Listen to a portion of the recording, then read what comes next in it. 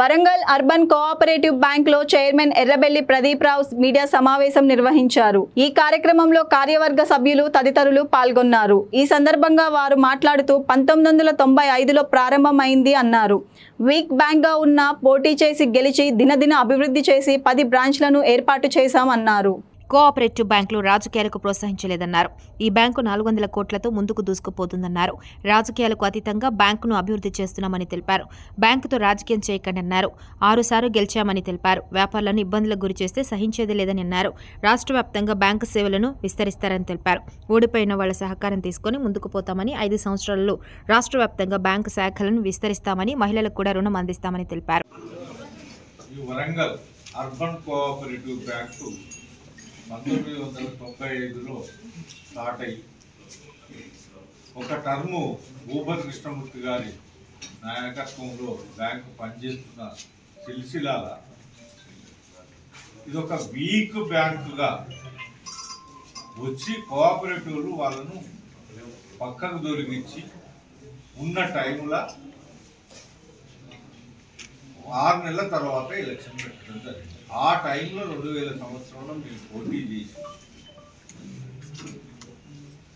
అప్పుడు కూడా ఇదే ఎప్పుడైతే ఎట్లయితే మెజార్టీ వచ్చి గెలిచినామో అప్పుడు కూడా ఆ రకంగా గెలవటం జరిగింది.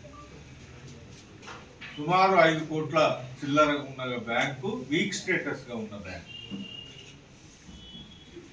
అప్పటి నుంచి మొన్న 30వ తారీఖు వరకు కూడా ఏ రోజు రాజకీయాలు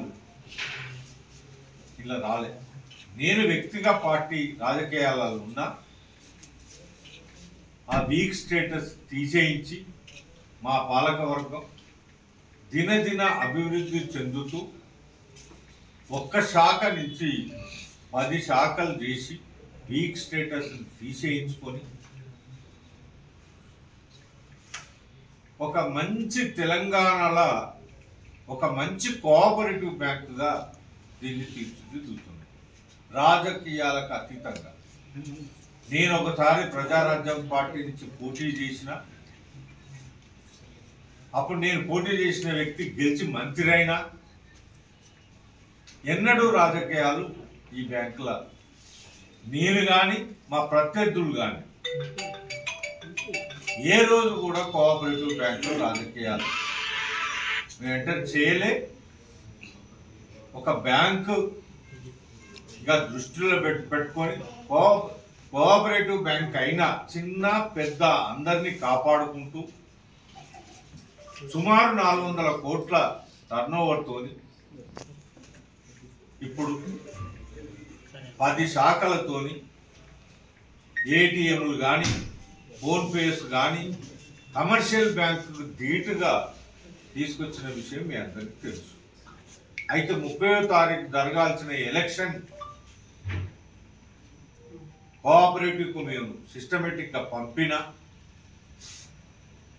దాన్ని ఆపిన సంగతి కూడా అప్పుడు నేను ఒకసారి ప్రెస్ మీట్ పెట్టి చెప్పటం జరిగింది. ఇలా రాజకీయాలు తీసుకురావద్దు, ఇది సుమారు 400 కోట్లతో నడుస్తున్నది, దీన్ని దయచేసి తీసుకురావద్దు రాజకీయాలు. నేను కూడా ఎప్పుడు ఇలా తీసుకురాలేదు. అన్ని పార్టీలలో నేను ఉన్నాం, అన్ని పార్టీల వ్యక్తులకు సమానంగా ఇలా నేను చూస్తానని తప్ప రాజకీయాలకు ఖచ్చితంగా ఉన్నాం. అయినా మేము కోర్టు పోయినాం, కోఆపరేటివ్లకు నోటీస్ పోయింది, ఎలక్షన్ పెట్టిన విషయం కూడా మీ అందరికీ తెలుసు. ఎలక్షన్ అయిన తెలిసిలాగా ఇప్పుడు నిలబడ్డది ఎవరో మీకు తెలుసు. పెట్టి ఇట్లా మమ్మల్ని ఇప్పటికైనా మీ ద్వారా రిక్వెస్ట్ చేస్తున్నాం, దీంట్లో రాజకీయాలు తీసుకురాకండి. జరిగింది అయిపోయింది. ఇప్పుడు ఈ బ్యాంకును ఎందుకంటే మమ్మల్ని అత్యధిక మెజార్టీతోని మీరు ఎంత చేసినా వరంగల్ అర్బన్ కోఆపరేటివ్ వ్యాపార ప్రముఖులు కానీ షేర్ హోల్డర్స్ కానీ ఒక్క పక్క విజయం ఇచ్చారు.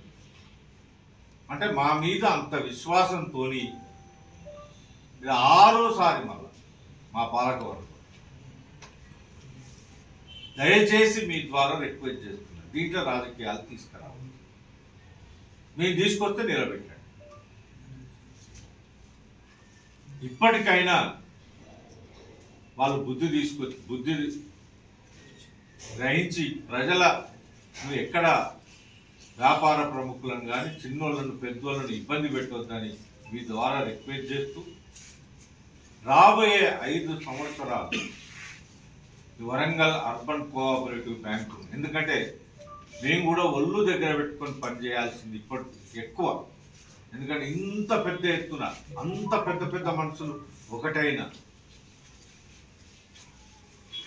మా మీద నమ్మకంతో ఇంత పెద్ద విజయాన్ని మాకు ఇచ్చినందుకు మేము ఒళ్ళు దగ్గర పెట్టుకుని తెలంగాణలో ఒక మంచి ఆదర్శవంతమైన బ్యాంక్ తెలంగాణలో మొత్తం విస్తరించే విధంగా నేను పక్కా ప్రణాళికతో ఇంకా ముంగటికి పోతామని మీ ద్వారా తెలియజేస్తూ,